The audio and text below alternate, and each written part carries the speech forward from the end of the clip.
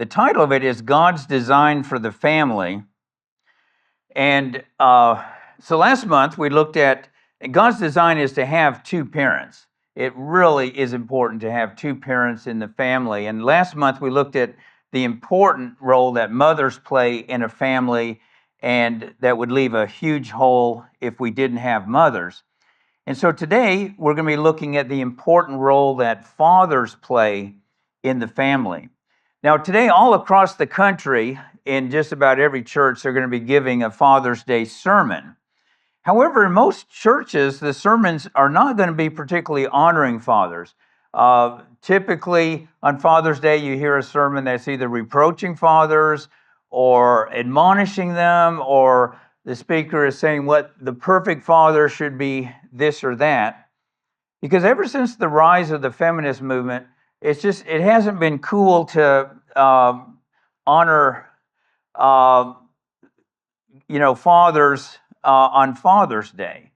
And I was particularly surprised to find this even in our Mennonite churches, that Father's Day sermons tend to not honor fathers. They tend to be more of admonition to fathers.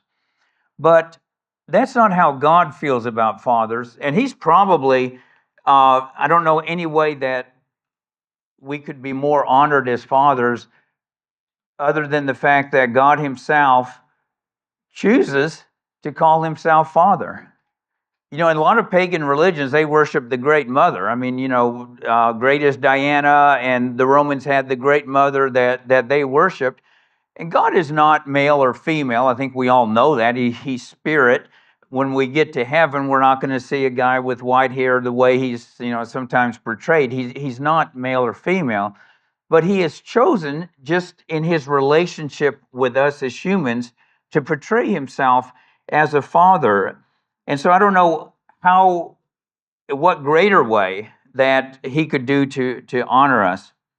So it's why Jesus said, when we pray, Our Father, which art in heaven, hallowed be thy name. And then when Jesus gave us the parable of the prodigal son, He pictured God again as a father. Now this is the prodigal son. It says, and he arose and came to his father, but when he was still a great way off, his father saw him and had compassion, and ran and fell on his neck and kissed him. And the son said to him, Father, I have sinned against heaven and in your sight, and I am no longer worthy to be called your son. But the father said to his servants, bring out the best robe and put it on him, and put a ring on his hand and sandals on his feet, and bring the fatted calf here and kill it, and let us eat and be merry. For this my son was dead and is alive again. He was lost and is found. So Jesus portrays a father as somebody who is merciful. Psalm 103:13. As a father shows compassion to his children, so the Lord shows compassion to those who fear Him. So, like I say, today, fathers tend to be stereotyped. I mean, there are delinquent fathers out there. There's fathers who are abusive and fathers who neglect their families. But what has been wrong is that those have been made the stereotype of all fathers. Oh, that's the epitome of fatherhood. That's not how God sees things. He sees fathers as people who are compassionate, who give guidance and love to their family. But as I said in the Mother's Day sermon, God wants us to honor both parents. He doesn't pit father against mother, men against women. He said, honor your father and your mother, that your days may be long upon the land which the Lord your God is giving you. My son, keep your father's command and do not forsake the law of your mother. Bind them continually upon your heart. Tie them around your neck. For the commandment is a lamp and the law a light. Reproofs of instruction are the way of life. So our parents are here to give us training and guidance. And, when we're young, when we live at home, we often don't appreciate the rules the strictures our parents place on us, but they do this out of love, and God knows this, and that we need this, and we need it from both parents. Again, listen to your father who begot you, and do not despise your mother when she is old. Let your father and your mother be glad, and let her who bore you rejoice. My son, give me your heart, and let your eyes observe my ways. You know, if society had just followed God's counsel, we're going to look at just the difference it is when you don't have two parents in a family. But that was God's design for the family, that it never was intended that one parent would be carrying the load. My son, hear the instruction of your father, and do not forsake the law of your mother, for they will be a graceful ornament on your head and chains about your neck.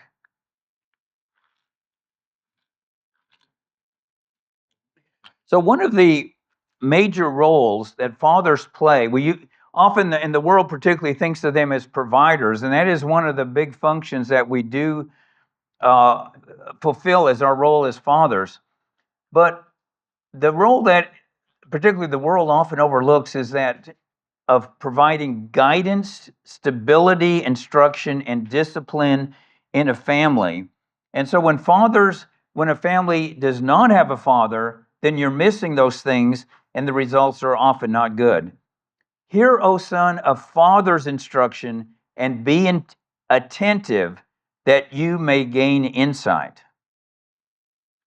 I was looking on the website of the U.S. Department of Justice, and it had several things to say about what happens when, and this is normally through divorce, that you have just a mother raising the children. The strongest predictor of whether a person will end up in prison is if they were raised by both a father and a mother, or by just a mother. So even more than poverty, it's whether you have two parents, which is what God's design is. It went on to say, a study done in 1996 found that 70% of inmates in state juvenile detention centers serving long sentences were raised by single mothers. Girls from homes without fathers are 6 times more likely to become pregnant as teenagers than girls raised by both a father and a mother. Now, this is from some other websites I looked at. In a study of 56 school shootings, only 10 of the shooters, 18%, were raised in a stable home with both biological parents. 82% grew up in either an unstable family environment or grew up without both biological parents together.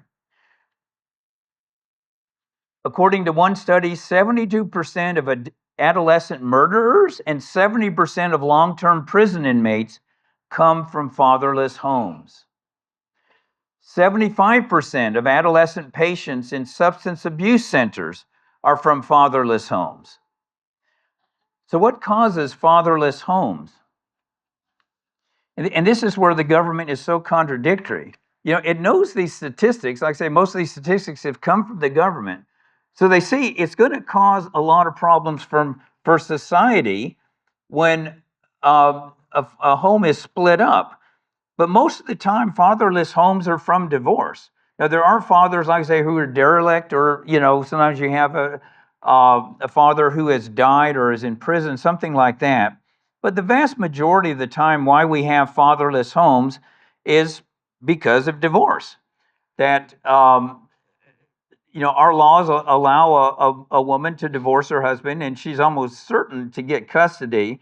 And then you have a home being, you know, with only a mother raising the child, and the father can't, even if he wants to. I mean, he's allowed to visit them 2 weekends a month, the typical provision, and that's it. He doesn't have any other say beyond that. He can't say what religion his children are going to be, or, you know, where they're going to live, or anything like that. The mother has the sole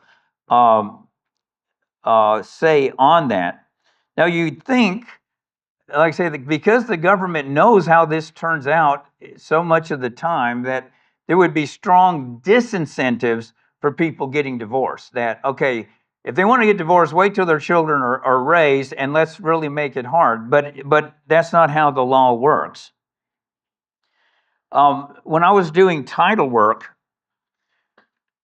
I don't know how many divorce papers I had to read. It wasn't fun, but you're tracking the ownership. I had to think of that in Israel. That would have been interesting as a title attorney, because you would have been tracking the ownership of land, and then at the 50th year, it suddenly would revert back to a family. Probably the original owner is dead, and it would be his children and that sort of thing, and all of that. But yeah, I had to track it from when the state of Texas owned the land, or the government of Mexico often when it owned it. And then every time somebody died and all of that. And, in the 1800s, you never saw anyone getting divorced, and very, very little until you got to a few in the 50s. And, it started increasing in the 60s. And then after that, after 1970, you could almost guarantee there was going to be a divorce before it got into the 90s.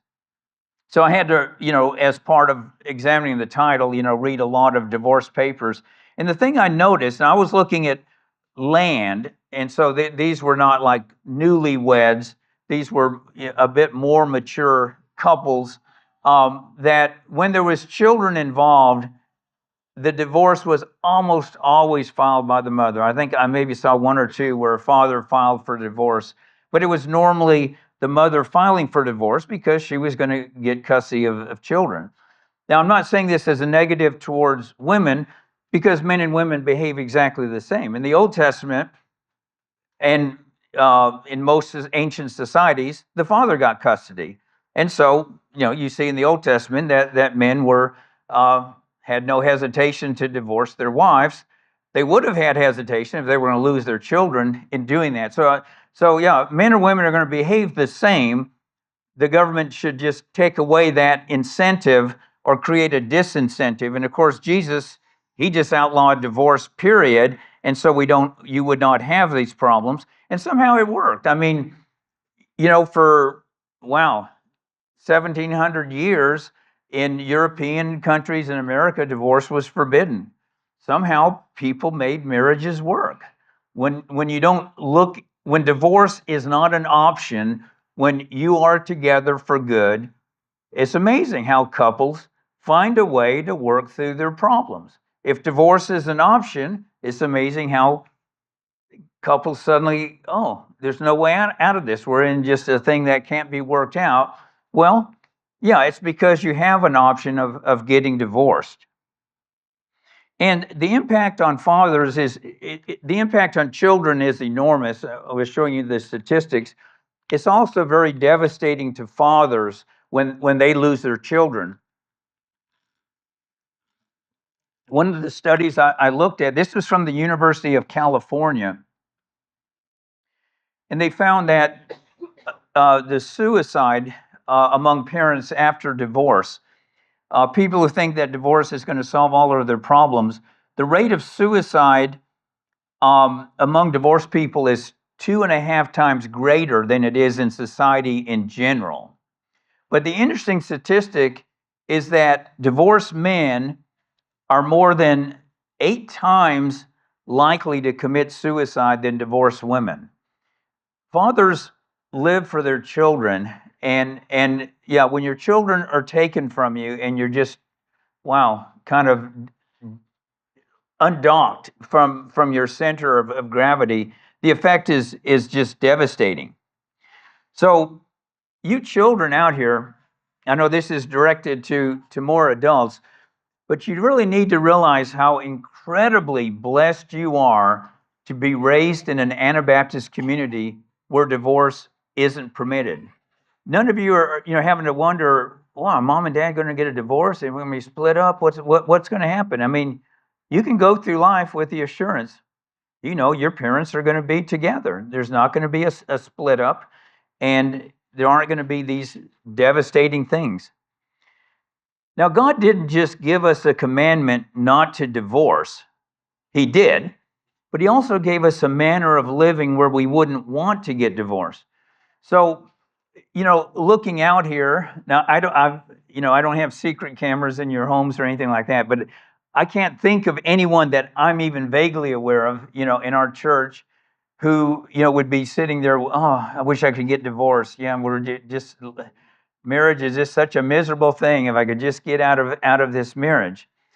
When we follow God's order in the home, and like I say, when marriage isn't an option, it's amazing the results that are produced, that you end up with not perfect families. God didn't give us a formula that we can have perfect families, but He did give us a formula where we can have happy families, that His ways work. Couples stay together for life, marriage is permanent, and you honor both mother and father in the home, and they work together as a team. It's not that complicated. It's amazing how well that works. I mean, that was one of my big attractions to the Anabaptist world.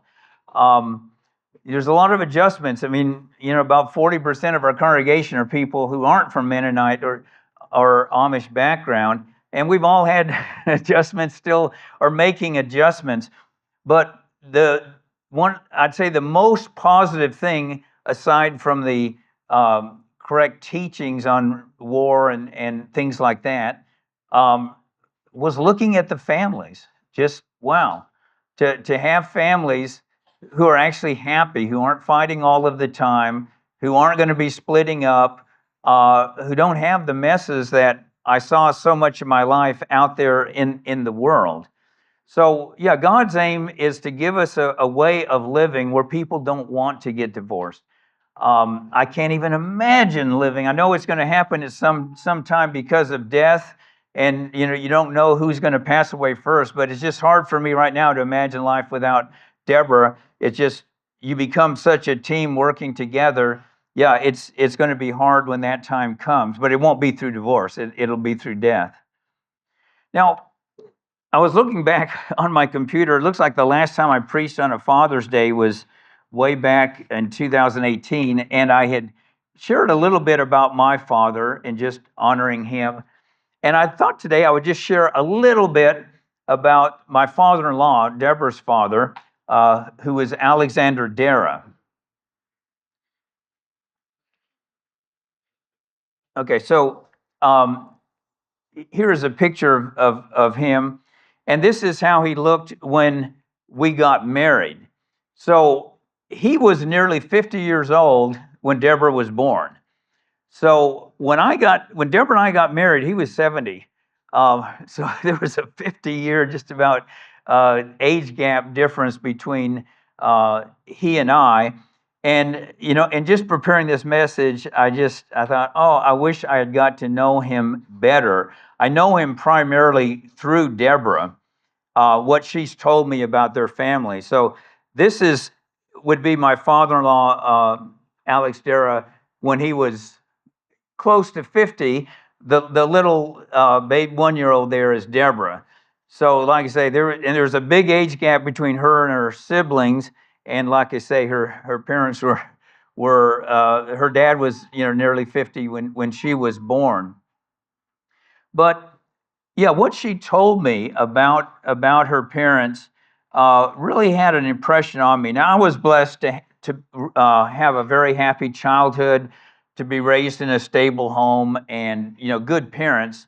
So we were both blessed to have that. In fact, we were blessed to live in a time when that was just about every home. I don't mean every home was happy, but every home was normally stable. Divorce was just almost unheard of. I mean, when I look back on my childhood, I can only think of one person I ever knew from grade school through high school who was from a divorced family. I mean, it was just so rare.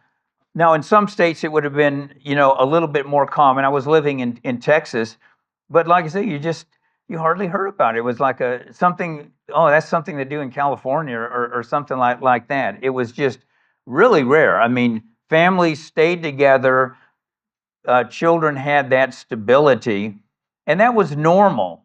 I remember this was in the 1990s. This young man we got to know him. He was in our church fellowship, and my parents were visiting, and after they left, he asked me, he said, now, was that your dad and stepmother, or was that your mom and stepfather? I said, that was my mom and that was my dad. I don't have step parents. He's like, I mean, he grew up in a divorced home. He thought that was just normal. And he himself was divorced. His wife had divorced him. It was just like, well, this is just life. In his mind, that's what he grew up in. And I feel sorry for people today who are raised in that environment. And like I say, you all are very blessed that this is not the environment you're growing up in, even though that's what's out there in the world. But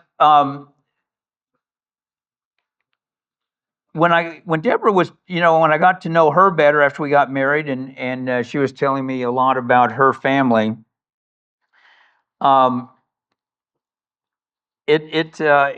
realized, wow, I had good parents, but Deborah had even better. I mean, it was really a godly set of parents, and they sound like just amazing as parents. Of course, I knew them when all of their children were grown up, and they were senior citizens when I finally got to know them.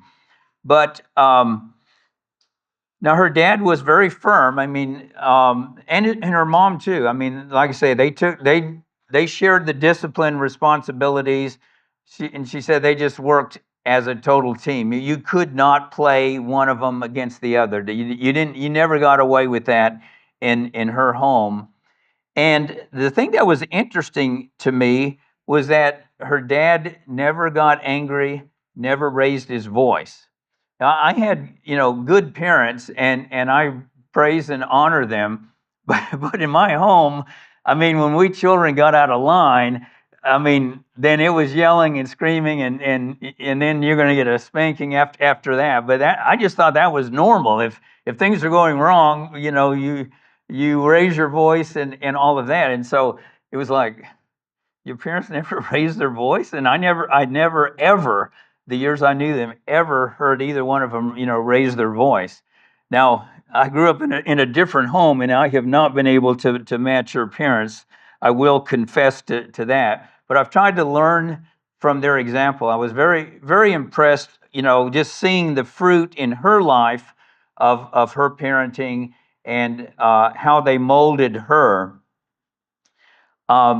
And the other thing I really, would honor Dad, my father-in-law, was he was such a family man. He was the primary communicator of the family. So back then, when Deborah and I got married, you all are used to, you can communicate anywhere in the world, for free. You just get on your phone, WhatsApp, whatever, an email and all that. There wasn't email. No one had cell phones. There's no WhatsApp, nothing like that. You did have long distance calling, and it was expensive. And the further away, and we never lived close to her parents, so it was more expensive the further away you had to call. So very few people could afford to make long distance calls. You normally did it on holidays, special days, or an emergency in the family, something like that. But most people, they could not afford to make long distance calls, except a few times a year. So communication was by letter. It probably seems like back in the pioneer days. I look at so many of you young people here, and you probably can hardly even picture that. But that was the main communication. And her dad was the communicator. I was looking through some family files yesterday just in preparation for this, just to learn a little bit more about my father-in-law. I didn't get to know him personally as well as I would have liked, because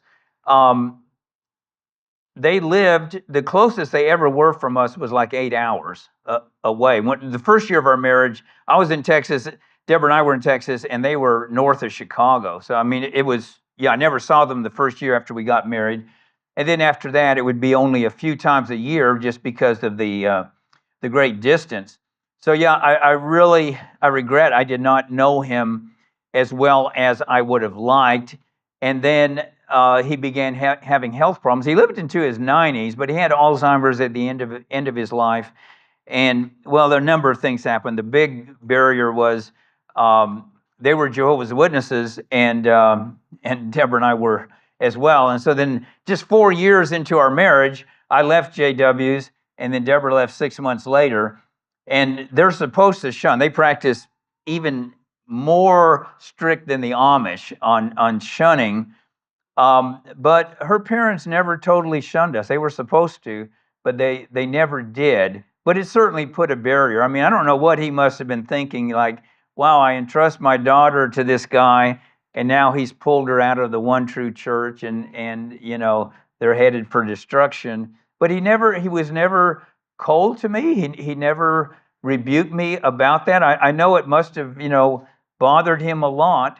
But yeah, we had a good enough relationship. Again, but there was that barrier that came in between, and I wish that didn't have to be. But sometimes, following Christ, you end up with things like that do happen in life. But I was mentioning about him being a communicator. So every week, at least once a week, maybe more than once, we always got a letter from him. Now he would normally type it, and with carbon. I don't know if people even know what carbon paper is today. You'd put it in there so you could type and you could make a couple of copies. And so, one of us would get the original. She had a brother and a sister, and so then they would get, or we'd get the copy, whatever. Everyone got a copy in the family. And so that was every week. Now, at first I didn't have the appreciation for it, like, why is he doing this? Because it wasn't like anything big happened in my family. You wrote a letter when there was some news or something. You didn't just write a letter. But I did come to appreciate that he kept in touch with the whole family that way. And he didn't just do that with the children.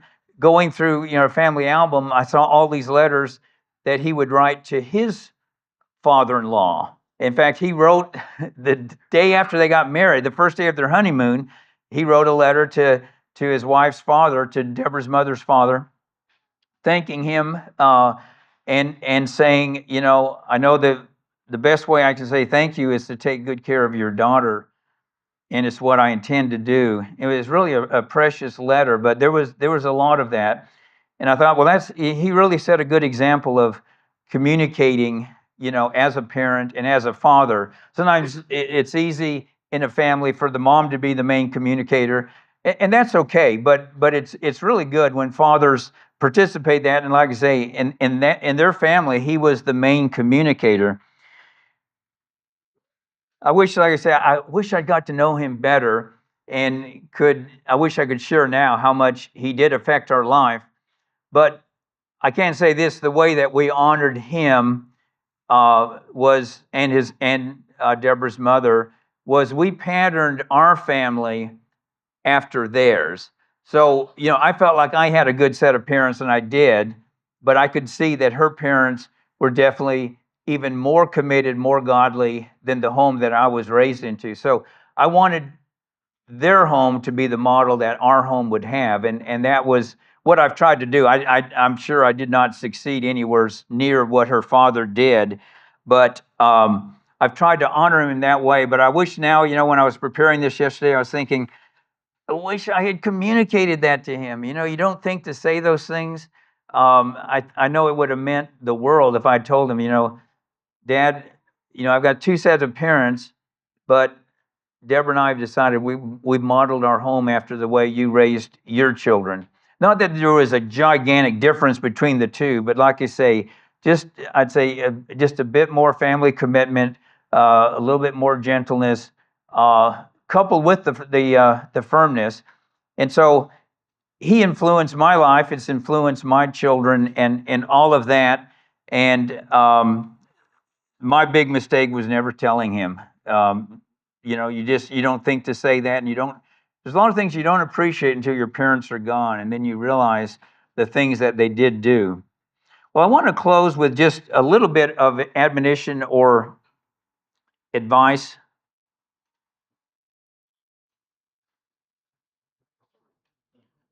to dads. Being a father is not easy, and I'd say that the biggest thing that makes fatherhood a real challenge is that you don't get to be a full-time parent. So in a traditional homes like ours. So you're always, there's three things that are always competing uh, for your time that you want to spend or you'd rather spend with your family. The first one is being the breadwinner. So, that takes up, most of your week, is just providing for your family. And this is something, the vast majority of fathers have taken that on and been willing to do that. And it's given them a sense of purpose in life. It's really hard when that's taken away. It's had a big impact on society that I don't think a lot of people realize. But what's hard is with the father's role is, you work hard all day at your job, whatever your job is. Your wife is also working hard at home, taking care of the children. But at the end of the workday, your wife has spent all day with the children. You spent not 1 minute with them. You've been off on your job.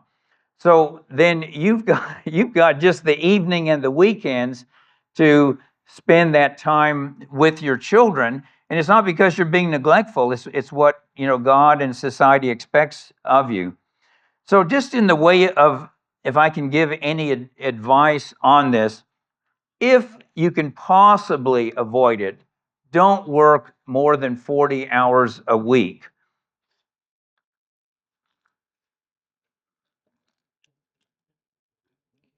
There were some good things that I did acquire growing up as a Jehovah's Witness. And one of them was they really emphasized do not work more than 40 hours a week. Be happy to accept a lower standard of living. We're not here on earth to make ourselves comfortable, and we're not trying to keep up with the Joneses. So 40 hours is the maximum, what I was taught that you should work. And I know that can be very difficult. Like if you're starting a new business, wow, it can really acquire a lot of time. Or yeah, if you've got a large family, just to provide for your family, it may be difficult. And this is something that, again, where a mother and father need to work together, because a wife needs to be satisfied with what her husband can provide in 40 hours. It's going to be hard to work 40 hours a week if your wife is complaining every day. Well, why can't we have such and such like, so and so has? So it needs to be contentment on both sides, for you to accept a lower standard of living perhaps than people around you, because, we have one wage earner in most of our, particularly when there's children in a home. And then, yeah, a lot of the world, they've got two incomes and they're working overtime and all of that because children are not the biggest thing to them. So, like I say, if you can avoid that, that would be my one advice. The other is plan fun time and other time with your children. In other words, don't just, well, as you can, you're going to do this or that. Just, boy, make that a high priority. I'm going to do this or that with my children, or we're going to do this as a family. Like I say, oh man, I could give a sermon just on all the ways I failed as a parent and what I could have done better. I don't want to say failed as a parent, but I could have done better as a parent, and shortcomings that I've had. The one thing I will say I did right was I really made time, even when I was in college and law school, when I would come home, because I was gone all week when I was in law school, but almost the first thing I would do when I got home was as soon as the children got out of school, I would pick them up and we would go to the park, just me and the children, and we would have a fun time together in the park. And it meant a lot to me. I enjoyed that. I know my children did. And I don't know if dads are more playful than moms. It probably depends on the person. But yeah, I enjoyed playing, and I played a lot with Andre, with all of my children, and I've made that a point to do that, and I would really encourage you do that. Yeah, have just fun time. I mean, you need serious time with your children as well, but yeah, Make time, because if you don't make it, and plan it, it's just not going to happen. Now, the other thing that competes for your time are handyman, what can I say, responsibilities. Dads are usually the ones who, not this dad, I don't know how to fix anything, but usually, particularly among most of you Mennonites, yeah, dads know how to fix this, that. They're mechanics. They're, they can build things. I mean, now I had to try because we couldn't afford to hire too many plumbers and all that. So, wow, we struggled through those years of my trying to fix this and that, and it'd be worse when I got through fixing it. But that in itself doesn't take a huge amount of time, except that it's taken out of that small window you have with your children at night and on the weekend. And again, boy, as much as you can minimize it, and like I say, a lot of things you just can't. I mean, that's just that is there. But use the time to teach your boys, and you can teach your girls things as well. But often the girls in our settings are learning from their mothers how to cook and how to sew and all of that. And I think most of our dads have done a good job of teaching their sons how to fix things. You don't want to grow up and be like David Bersoni,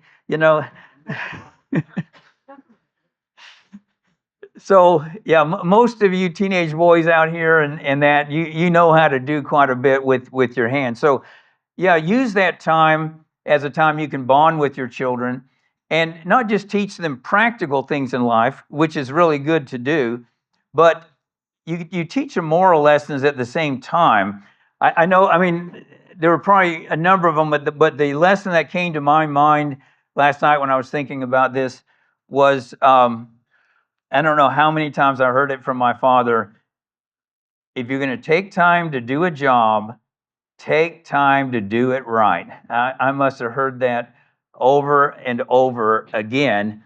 Not always in a like I say, a scolding thing. Just, I mean, this was a principle that he lived by, and he definitely instilled in us children that don't do a haphazard job. If you're going to take the time to do it, then you do it right. And I'm glad that lesson was instilled in me, and I've tried to follow that in life.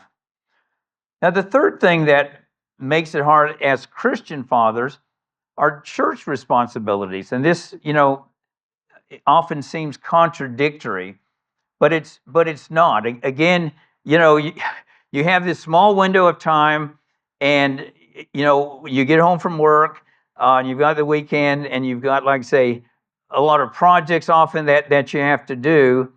And then on top of that, as fathers, we have church responsibilities. And it's an honor that God has, chosen us to be the leaders in the church and to be the teachers in the church. But it takes time. It takes time from your family. And I'm not saying that in the sense of don't get involved in the church, because we need everybody to be involved. When all the brothers are shouldering the load, it definitely means that it doesn't all fall on one person. And we try to do that in this church. That's one reason we use most of the brothers in preaching, that we spread it out so that it doesn't all fall that, every brother every month has a sermon to prepare. Now, in some Mennonite churches, and I don't know how they do it, I honestly don't,